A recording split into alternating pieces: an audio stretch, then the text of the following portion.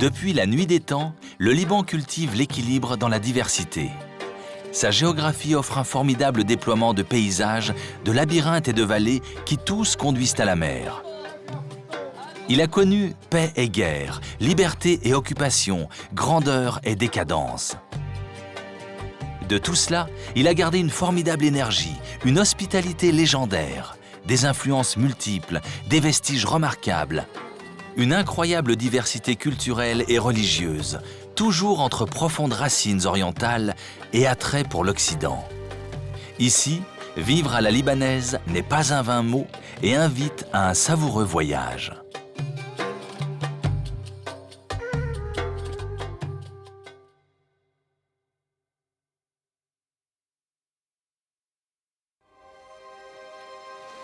Et si la singularité du Liban s'écrivait ici, à Batroun, dans les pierres de ce mur phénicien qui date du 1er siècle avant Jésus-Christ. Une époque où le Liban symbolisait ce peuple de marins et de marchands qui rayonnait alors sur toute la Méditerranée. Cet héritage fort et conquérant que l'on retrouve aujourd'hui dans le dynamisme de ce peuple qui a su surmonter tant d'épreuves.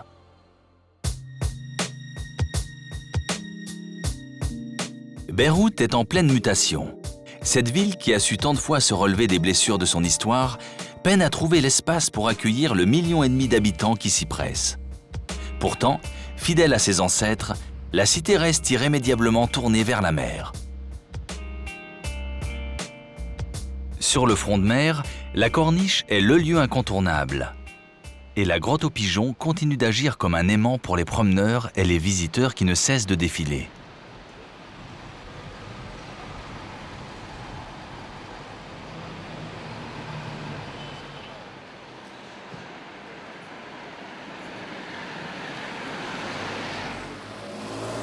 Mais c'est dans le centre historique que le visiteur sera le plus surpris, au milieu de ces édifices anciens restaurés, magnifiquement associés à des matériaux très modernes. Si les banques sont l'un des poumons essentiels de l'économie du pays, le commerce reste un élément fort de l'activité économique, à l'image des souks de Beyrouth, entièrement transformés en un centre commercial à l'architecture audacieuse.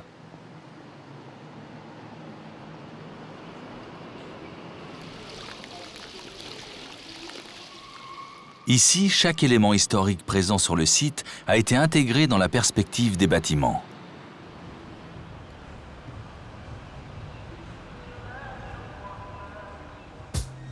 Ce désir de préserver le passé tout en recherchant l'esthétisme moderne se retrouve aussi dans des boutiques-hôtels, dont certains abritent de véritables musées d'art moderne. C'est un compressé de tomates au labné. Ce fromage séculaire que nous propose aujourd'hui le chef Mohsen Farah. Le fromage labné de chèvre est préparé à base de lait de chèvre. C'est un fromage au goût fort, un peu salé et amer. Il est très différent du labné de vache.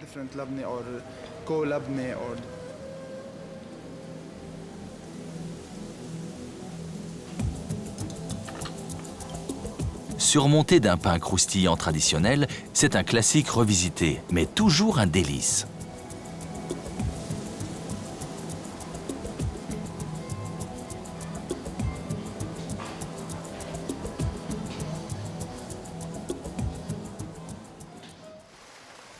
Beyrouth est une véritable mosaïque confessionnelle qui s'inscrit dans chaque détail du paysage et de la vie quotidienne. La mosquée Al-Omari date du XIIe siècle. À l'origine, il s'agissait d'un temple romain. Sur ses ruines, on édifia une église dédiée à Saint Jean. Ce sont les Mamelouks qui en firent la grande mosquée quand ils conquirent la ville.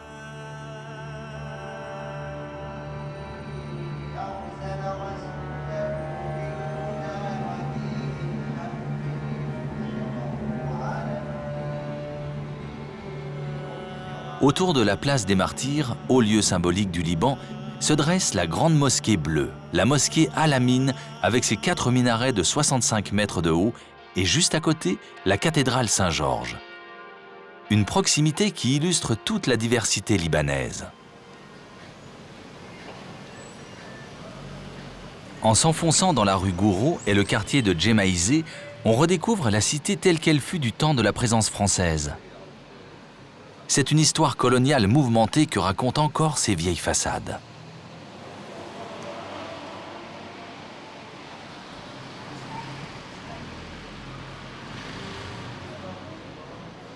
Il y a de nombreux petits restaurants où l'on aime se retrouver autour de cette savoureuse cuisine libanaise familiale que l'on vient savourer tranquillement pour le déjeuner.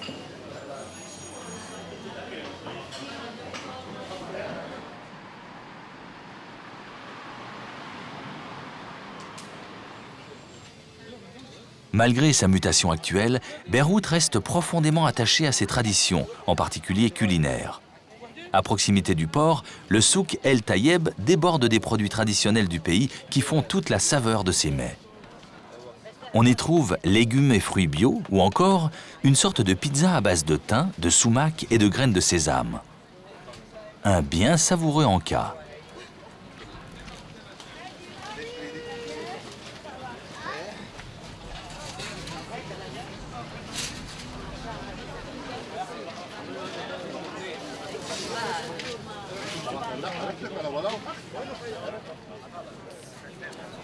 Autre incontournable, les ftaillés. Ces délicieuses bouchées d'épinards aux pignons de pain enrobées d'une pâte légère.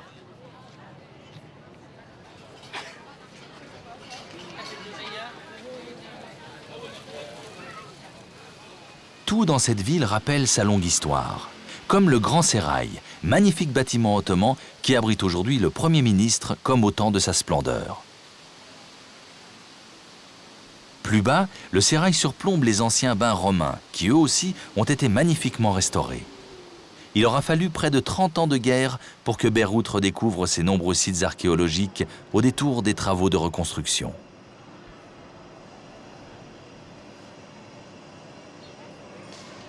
Un peu plus loin, la place de l'Étoile rassemble plusieurs bâtiments historiques. Les travaux de rénovation ont su rendre toute leur splendeur à chaque style d'architecture, tant pour le Parlement que pour l'ancienne Église orthodoxe.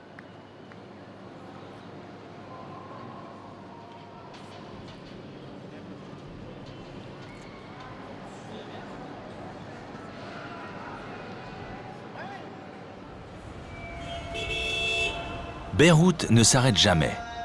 Les restaurants et les magasins ne désemplissent pas.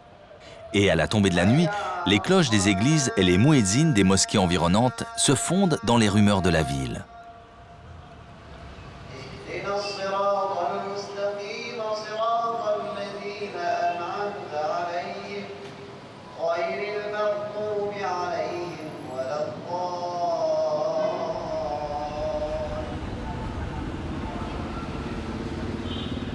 Plus tard dans la soirée, on se retrouve encore dans les cafés pour jouer aux cartes.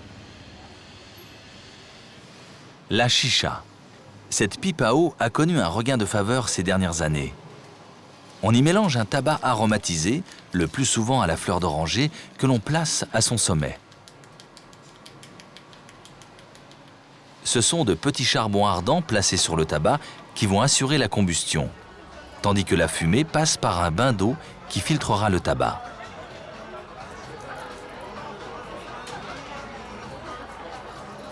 Plus tard dans la nuit, les lieux à la mode se partagent les faveurs d'une population qui n'a jamais renoncé à faire la fête, en famille et entre amis.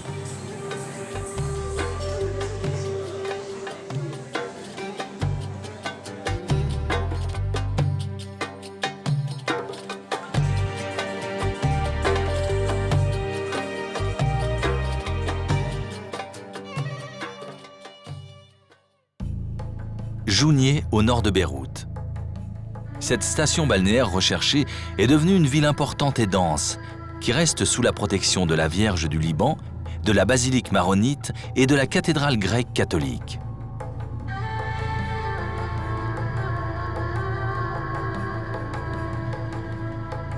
Quelques kilomètres plus au nord, c'est sous terre qu'il faut aller chercher les richesses naturelles du lieu.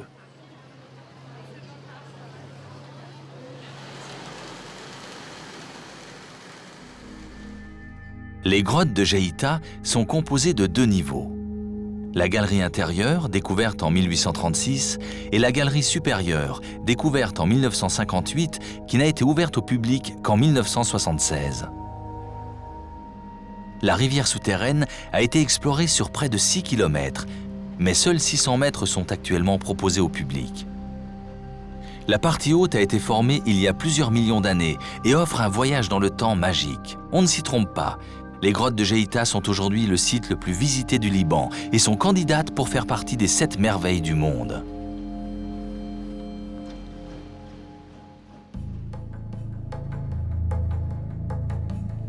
En revenant sur la côte, Byblos reste aujourd'hui un port de pêche tranquille, malgré une histoire étonnamment dense.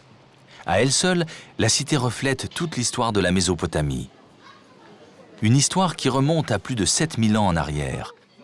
Cananéens, Amorites, la cité a vu naître les premières civilisations du bassin méditerranéen. Elle est aussi à l'origine du premier alphabet écrit sur une base phonétique, largement repris ensuite par les Grecs. L'église Saint-Jean-Marc date de 1115 et a connu plusieurs modifications de forme et de style avant d'être donnée à l'église maronite par l'émir Youssef Chehab. Restauré en 1947, le style romain a été préservé tout comme les influences byzantines. Si l'on doutait un instant des origines de Byblos, une seule plongée dans les récits de l'explorateur Ernest Renan suffisent à convaincre.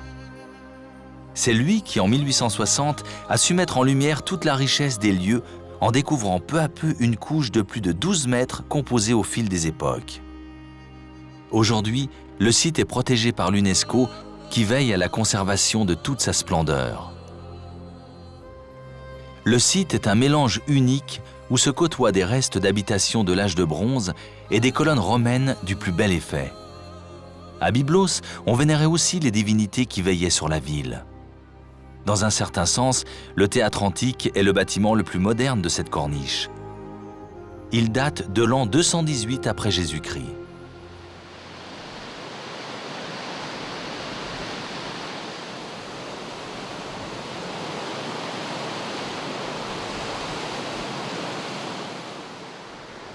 Autour de Byblos, on retrouve de nombreux clubs de plage. Certains sont des bars animés au bord de l'eau.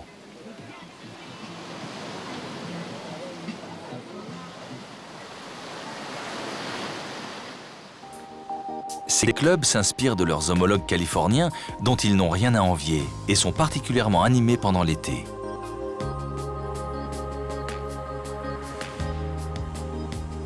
Des bains de soleil spacieux et plusieurs piscines d'eau douce rendent l'endroit idyllique.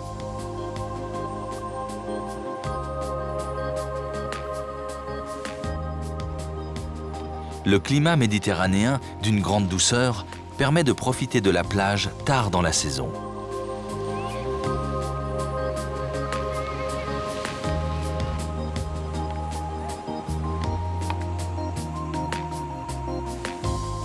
Vers la fin de la journée, on laisse alors filer le temps en toute décontraction aux terrasses des restaurants, rappelant aux yeux du monde l'hédonisme, la liberté et le respect des plaisirs qui règnent au Liban. Une philosophie de vivre qui explique sans doute les nombreux touristes qui se pressent ici l'été.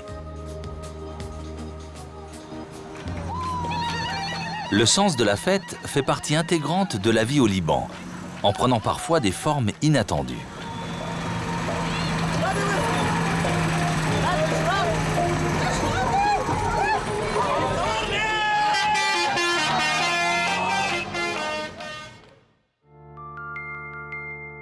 En remontant vers Anaya, on croise le monastère de Saint-Maron, sanctuaire de la communauté maronite libanaise.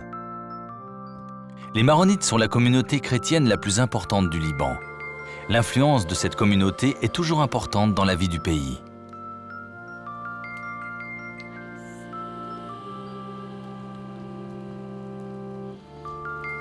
C'est ici que repose Saint Charbel, un ermite du XIXe siècle qui passa une grande partie de sa vie monacale à méditer. On lui attribue plusieurs miracles, dont certains eurent lieu après sa mort à proximité de son tombeau. À quelques kilomètres au-dessus du monastère, voici le lieu où vivait Saint Charbel, l'ermitage de Saint-Pierre et Saint-Paul. C'est dans cette petite cellule noircie par les bougies qu'il médita pendant de longues années jusqu'à sa mort en 1898.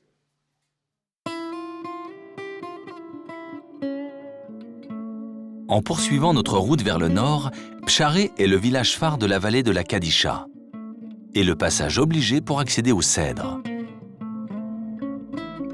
Les cèdres, ce sanctuaire perché à plus de 2000 mètres d'altitude, conserve les cèdres du Liban les plus anciens, dont certains ont plus de 2000 ans. Ici, comme dans les autres forêts de cèdres du pays, les arbres sont vénérés par les Libanais qui en font un symbole national. Habitué ici aux images de bains de soleil et de mer associées au Liban, le visiteur a du mal à imaginer qu'autour du Djebel Sanin, c'est la neige qui recouvre les sommets du mont Liban en hiver. À partir de 1700 mètres d'altitude, le climat peut être rigoureux, mais les tempêtes sont rares et le soleil prend rapidement le dessus. Il y a plusieurs stations de ski au Liban, autour des cèdres ou encore au-dessus de Djeïta comme à Mzar, la station la plus moderne du pays.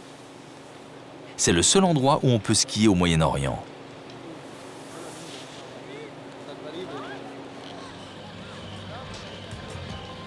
Plutôt bien équipées, ces stations sont prises d'assaut l'hiver pendant le week-end.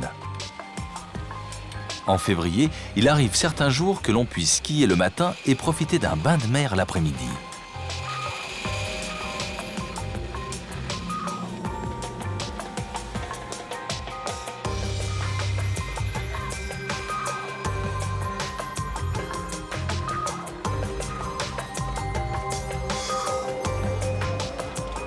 Soleil et terrasse sont naturellement pris d'assaut.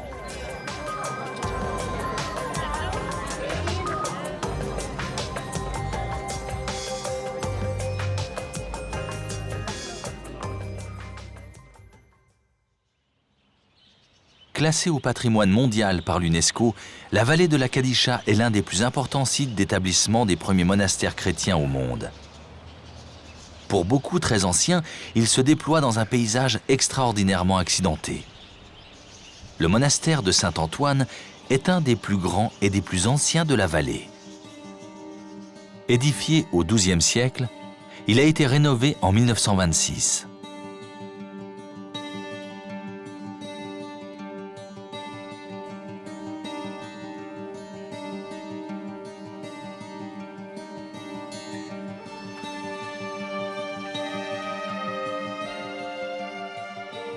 Depuis les temps les plus anciens, c'est une vallée qui a connu une vie spirituelle intense. Le couvent orthodoxe d'Amatura marque la fin de la vallée. Encore aujourd'hui, il n'est accessible que par une longue marche à pied.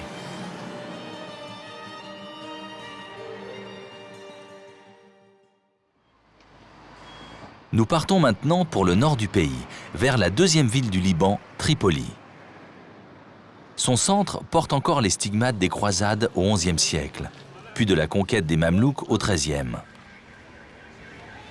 Même si sa fondation date de bien avant, autour du XIVe siècle avant Jésus-Christ, la ville a vécu une évolution permanente sous les présences phéniciennes puis perses.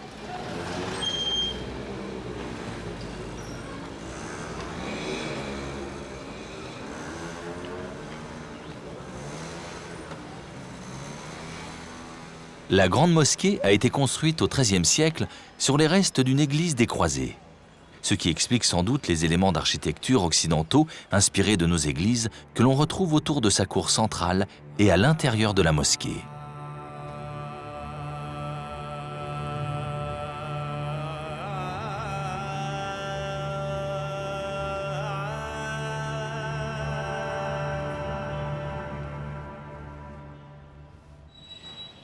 À Tripoli plus qu'ailleurs, on boit beaucoup de café et une multitude de marchands ambulants en proposent.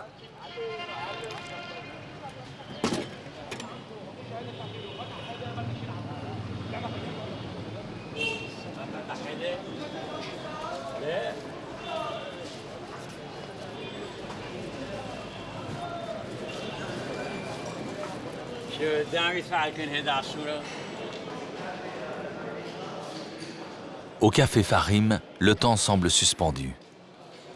un lieu immense et suranné, empreint de nostalgie, où l'on vient passer le temps.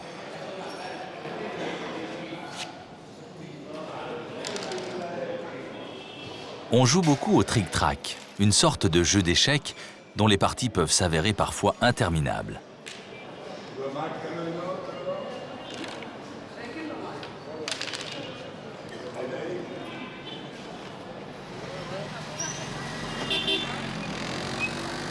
Les ruelles commerçantes dissimulent des ranns, ces anciens magasins regroupés autour d'une cour, comme le Ran El Frenje à Saïda, Ran As Saboun et Ran Al Misriyin, où on fabrique de père en fils un savon réputé à base d'huiles essentielles et dont le secret de fabrication est jalousement gardé.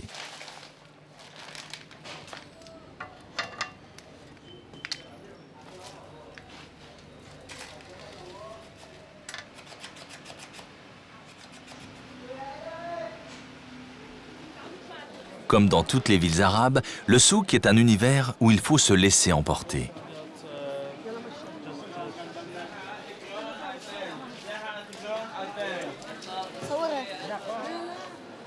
Les rues, les passages se succèdent par spécialité. Ici, les bijoutiers où se vend et s'achète encore l'or au kilo.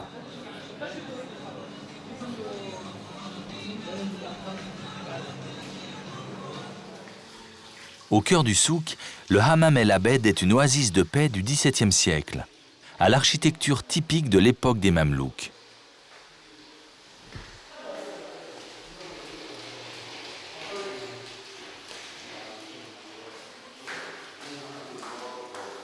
Après les bains et les massages, une salle ancienne sert de lieu de repos.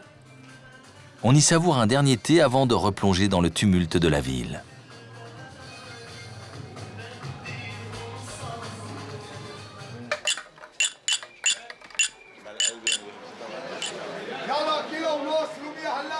La partie du souk consacrée aux fruits et légumes est toujours la plus animée. Elle résonne toute la journée des appels que lancent les marchands pour attirer le chaland.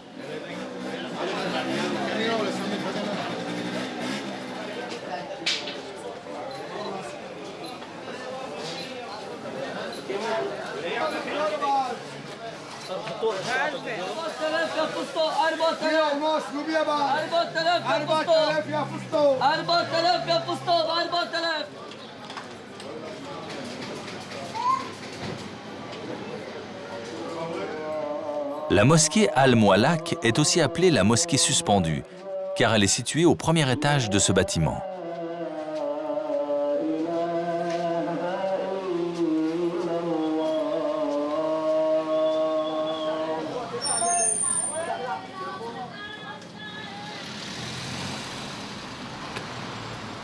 Certains gourmets n'hésitent pas à faire de nombreux kilomètres vers Tripoli au seul prétexte d'aller manger un halawit al-jeben, dessert fait à base de pâte de fromage. Cette pâtisserie, aussi spacieuse qu'une brasserie, est une véritable institution au Liban. Elle propose tout ce que la cuisine orientale a inventé de douceur. Le summum reste le knafé, un mélange de fromage fondu avec du beurre et de la semoule recouvert de pistaches concassées que l'on glisse ensuite dans une fine galette au sésame arrosée d'un sirop à base de confiture de rose. C'est du lait naturel. On le verse dans un grand plateau, puis on le fait chauffer. Le lait va se caraméliser en dessous et rester liquide de l'autre côté. On le sert ensuite dans une galette de pain.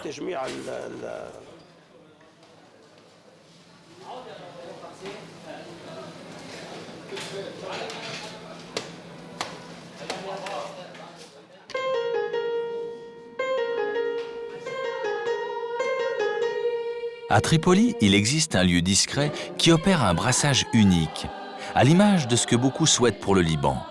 Sur ces chaises se côtoient quasiment toutes les confessions religieuses du pays, même les plus politiquement opposées.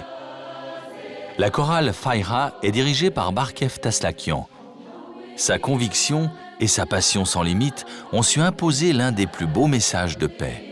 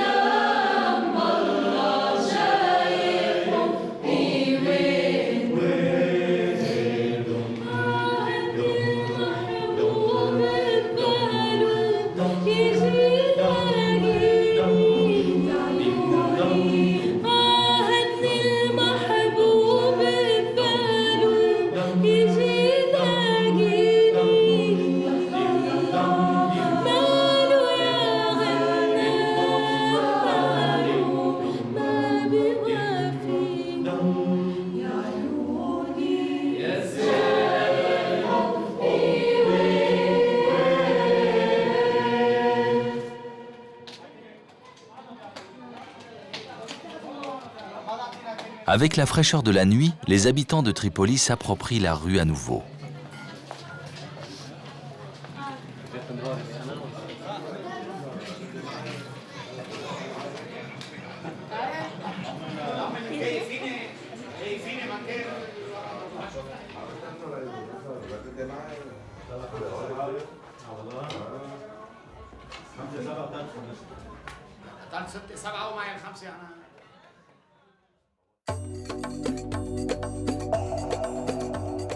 Nous poursuivons notre route vers le nord.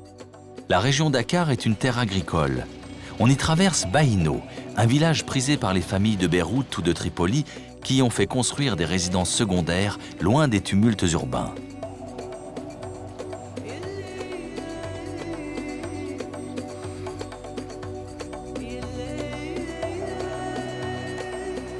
Aujourd'hui, c'est le renouveau de la culture de l'olive qui fait s'agiter Baïno et ses environs. Youssef a fait ses études en France. Il est revenu dans sa région pour reprendre et développer une exploitation familiale. Nous sommes début octobre. La récolte des parcelles d'oliviers bio vient juste de débuter.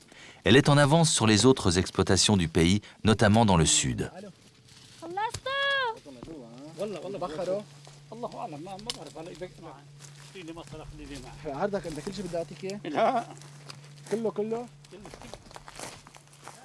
Donc voilà, ça c'est deux variétés d'olives qui sont différentes.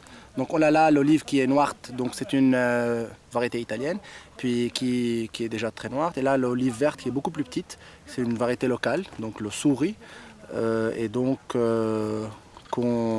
qui grandit pas plus que ça. Et puis qu'on récolte maintenant pour les olives de table, aussi bien que pour l'huile d'olive. L'huile d'olive libanaise possède un goût bien singulier.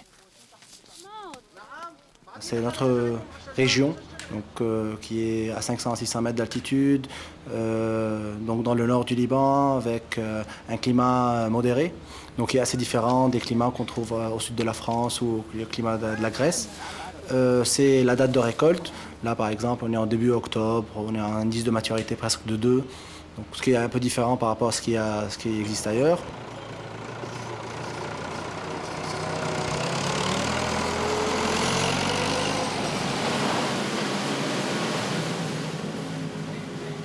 Les olives sont broyées sur place, dans une exploitation qui privilégie la pression à froid.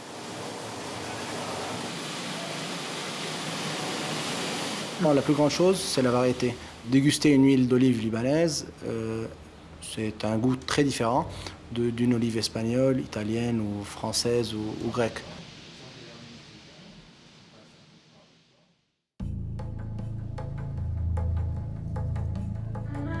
En poursuivant la route vers le nord, on atteint des plaines plus désertiques où dominent les pierres noires, comme dans le village de Menjez.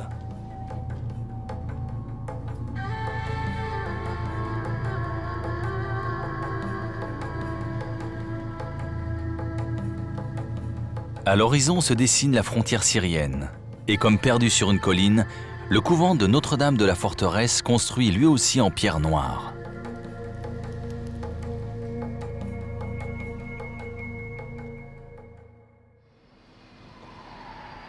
Nous nous dirigeons maintenant vers le sud par l'intérieur du pays, vers la plaine de la Bekaa à Baalbek, l'une des villes les plus importantes de la vallée.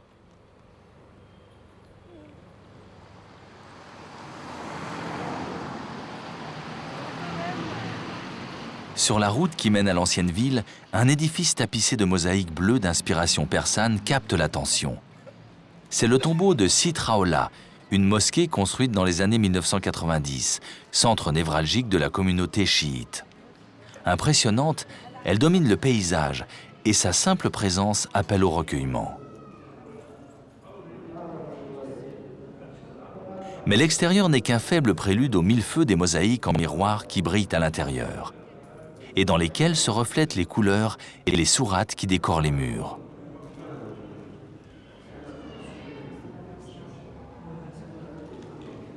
Sitraoula est connue pour être l'une des filles de l'imam Hussein. L'histoire raconte qu'elle serait enterrée au pied d'un chêne, là où se trouve la mosquée actuelle.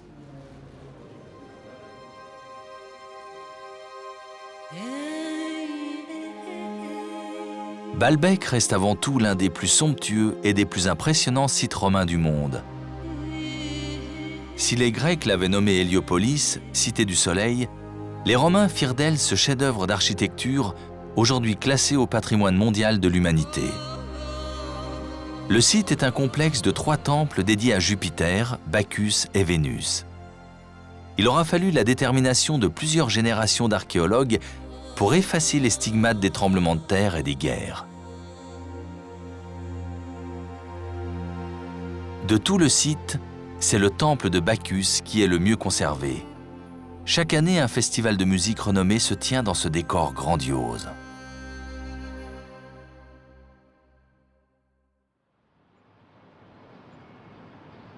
À 900 mètres d'altitude, la plaine de la Bekaa est une terre agricole riche et généreuse. Ici, dans ce grenier du Liban, presque tout pousse en abondance.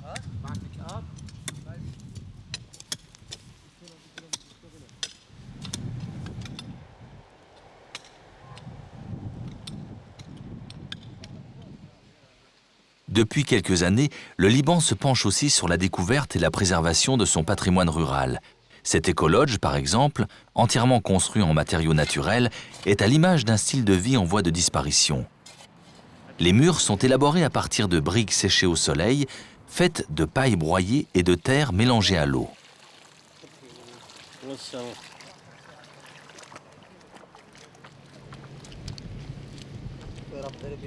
La clé du succès repose dans ce mélange d'ingrédients que l'on opère pieds nus.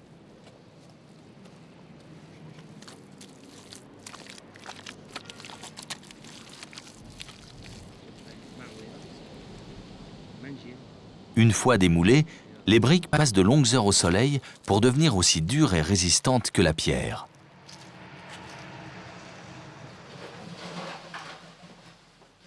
Ici, les poules pondent sous l'évier. Cet approvisionnement maison est la grande fierté de cette cuisine de ferme.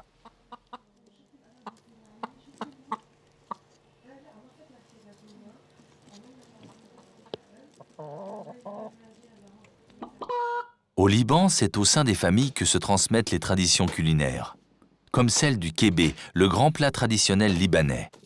Il s'agit de viande hachée. Il faut commencer par l'écraser. On y ajoute ensuite du boulgour pour le mélanger à la viande, puis de l'oignon, pour finir avec du poivre et du sel, légèrement arrosé d'huile d'olive.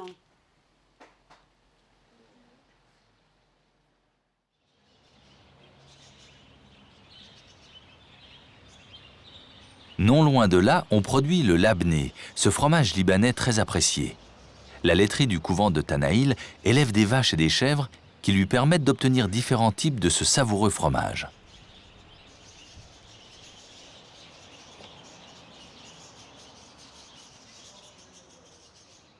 Si les règles sanitaires modernes ont transformé les équipements, la recette reste séculaire. Le lait est d'abord fermenté pour être ensuite pressé. Le lait vient de la ferme, du couvent, et elle est transformée. Le labné prend à peu près 3 jours pour être prêt comme produit fini.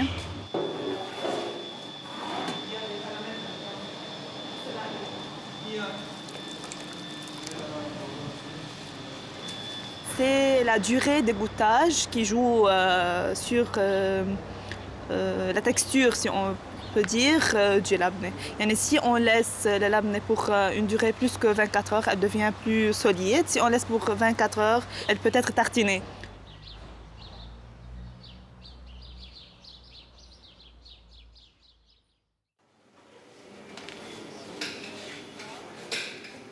De l'autre côté de la route, dans le village de Terbol, se joue la cuisson du lahem bahadjin, dans le four du boulanger.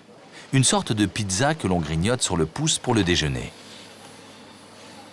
Il existe plusieurs types de pain. Le kebez arabi est celui que l'on cuit au four très facilement.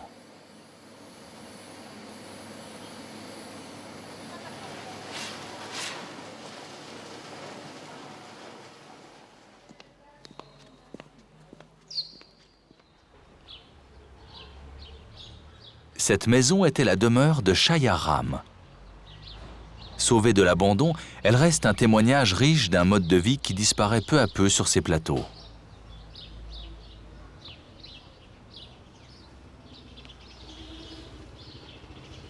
La charpente de bois est recouverte de roseaux et de terre tassée, un mélange qui assure une bonne ventilation, mais aussi une protection efficace contre les fortes amplitudes thermiques de la région.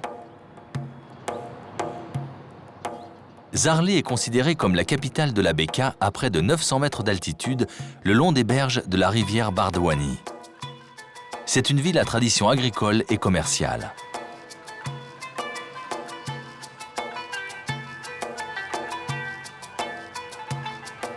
Le Liban n'a pas attendu l'arrivée des Romains pour s'intéresser à la vigne. Et les domaines comme Kefraya, Moussar, Ouardi et Ksara sont là pour en témoigner. Au-delà d'un vignoble réputé, les caves offrent au regard un dédale de bouteilles anciennes que l'on conserve ici toute l'année à une température constante de 13 degrés. Ces galeries couvriraient près de 2 km.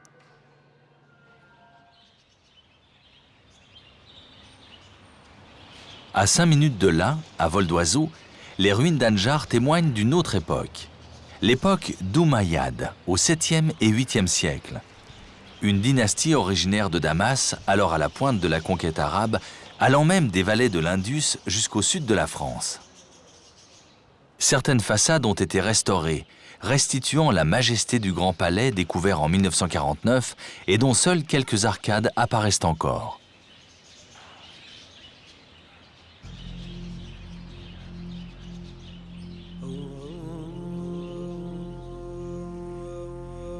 Aujourd'hui, une importante communauté arménienne vit autour d'Anjar.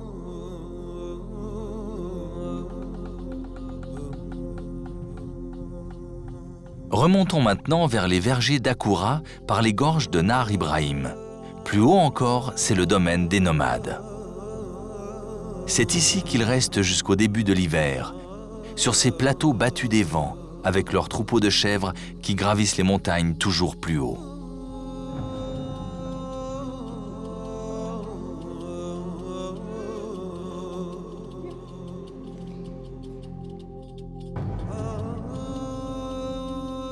Autrefois nomades, ces Bédouins vivaient de l'agriculture et faisaient paître leurs troupeaux. Un style de vie qu'ils ont abandonné au milieu du 19e siècle pour se sédentariser dans l'est et le centre du pays.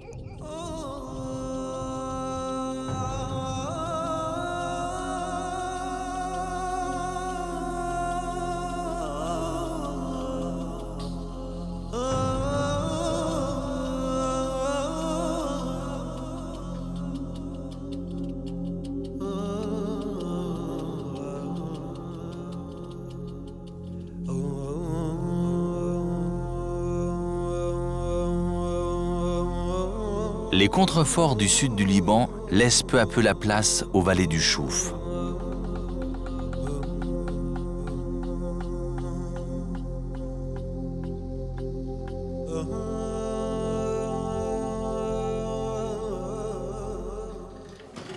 À Bcheftine, Anna Fayyad fabrique des abayas, une tenue traditionnelle, un savoir-faire familial qui fait la fierté de la région.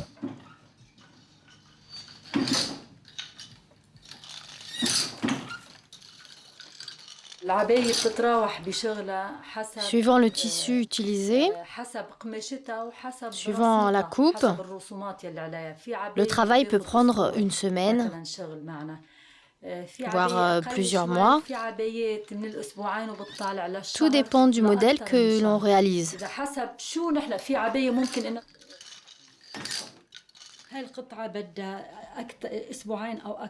De nombreuses personnalités sont venues faire couper leur abaya chez Anna. La finesse du dessin, les matériaux précieux qu'elle utilise comme l'or, la précision des points, sur tout cela, Anna est intarissable.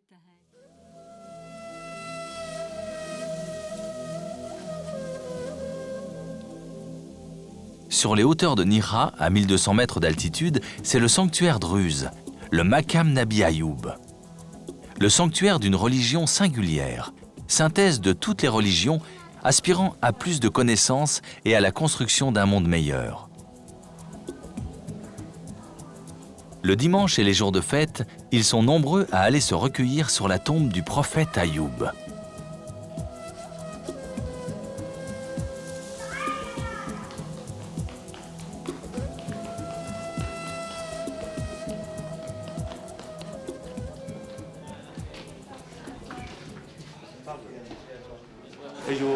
Le prophète Ayoub souhaitait ouvrir la conscience au plus grand nombre, de faire la différence entre le bien et le mal, entre la vérité et le mensonge. Allons voir son mausolée.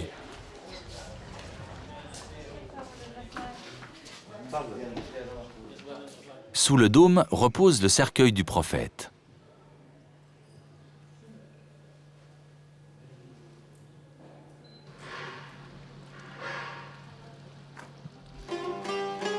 De l'autre côté de la vallée, c'est l'ancien palais.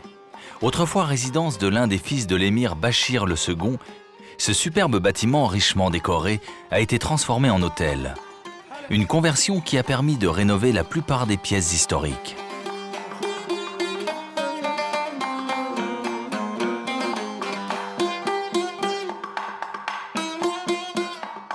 Originaire de Babylone, le oud est un luth. C'est l'instrument traditionnel le plus répandu au Moyen-Orient.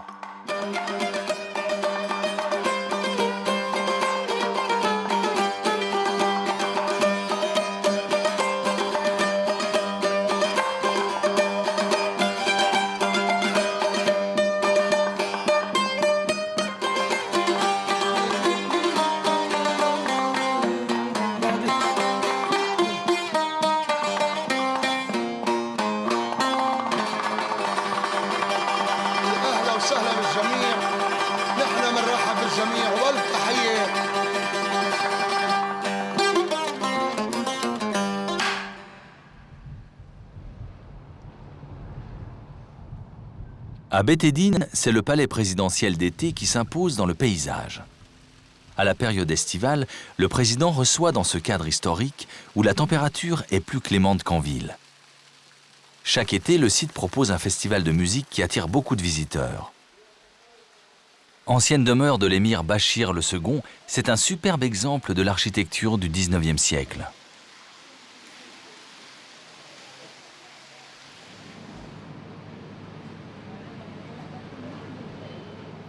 Deir el-Kamar est l'un des villages historiques de ce Liban des XVIIe et XVIIIe siècles. Une époque où l'émir Fakhreddin contrôlait une grande partie de la région. Il fut le premier à dresser les contours du Liban moderne en unifiant les communautés du Mont Liban et les villes de la côte méditerranéenne. L'émir était aussi un grand amateur d'architecture ottomane. Et plusieurs bâtiments témoignent de cette richesse architecturale de l'époque.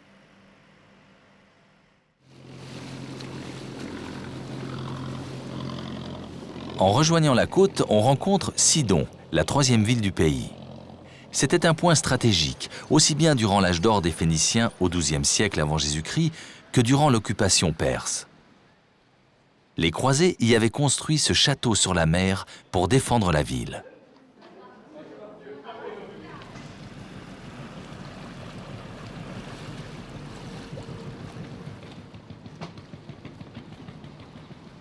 Le port de Sidon est encore très actif. Au XVe siècle, c'était le port officiel de Damas, avant de devenir au XIXe siècle une véritable plaque tournante du commerce avec la Syrie et la France.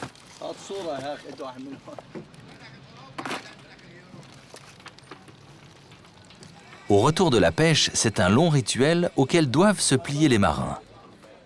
Enrouler les filets et, pour certains, dégager les crabes d'émail.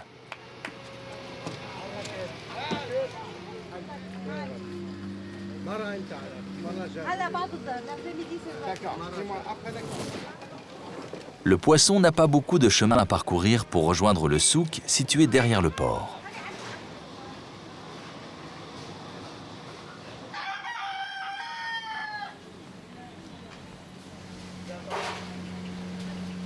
À Sidon, il est un lieu incontournable dont la réputation s'étend bien au-delà des frontières de la ville.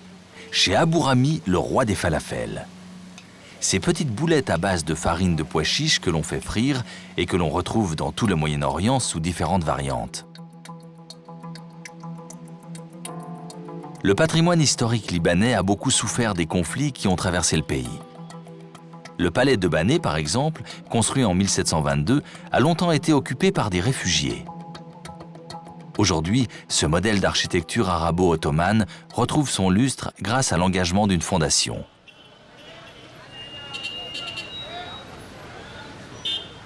La demeure surplombe une des artères du souk qui reste le cœur de la ville.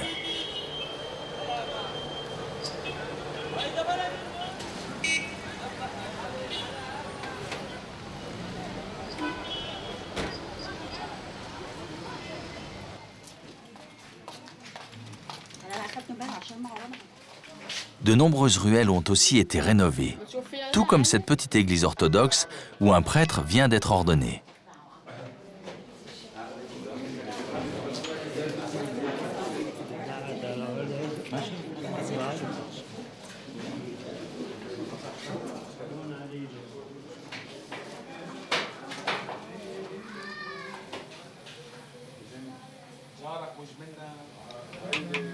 Du côté du souk des artisans, c'est l'inquiétude. Les métiers n'intéressent plus les jeunes. Les savoir-faire se diluent avec l'invasion des produits manufacturés et les anciens ferment peu à peu boutique.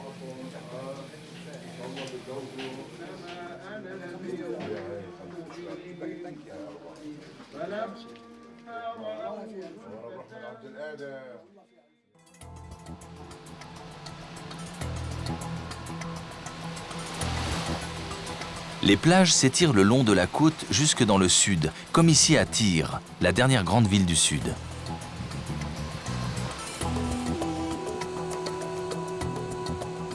Ces longues plages de sable blanc sont une invitation à la baignade, même tard dans la saison, comme ici à la fin octobre.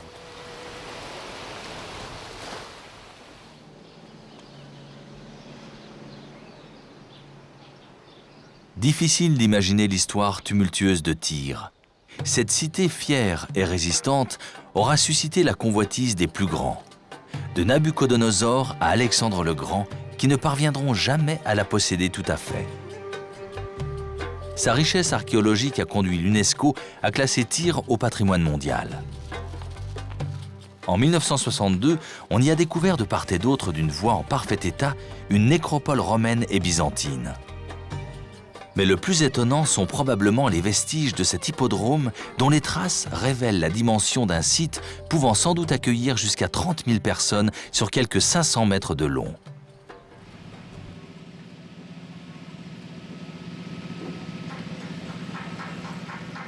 Du côté du port, la journée de pêche s'achève enfin. On s'affaire tranquillement autour des filets et plus sûrement à bavarder ou à jouer aux cartes.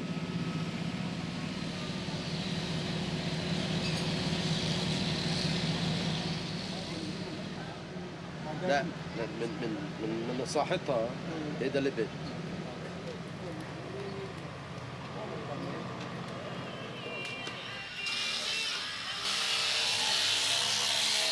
Quelques chantiers construisent encore ces bateaux traditionnels en bois capables d'aller pêcher loin en mer.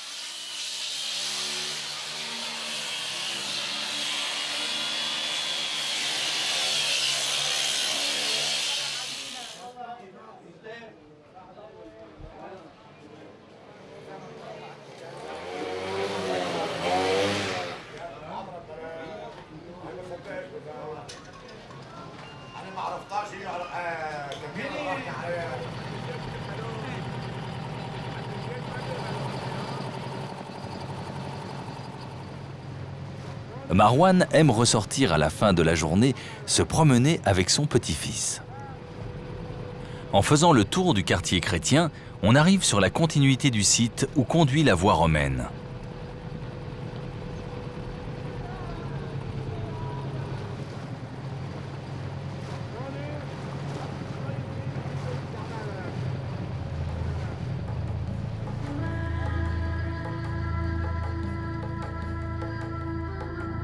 Ici, c'était un lieu dévolu à la pratique du sport et au terme, d'où il émane une poésie évidente.